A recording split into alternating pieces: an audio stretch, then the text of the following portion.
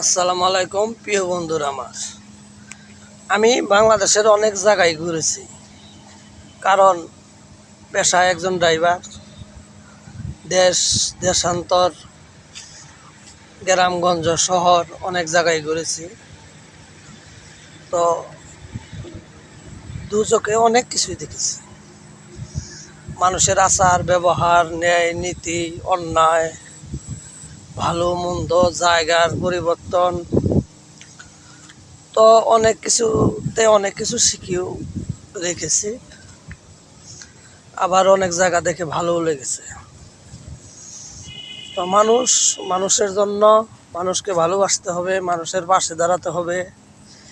এটাই কিন্তু মানুষের জীবনে বড় পাওয়া এবং বড় শিক্ষণীয় বিষয়।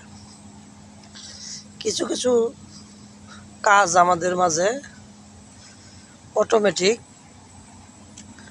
হাজির হয়, যেমন মানবতা।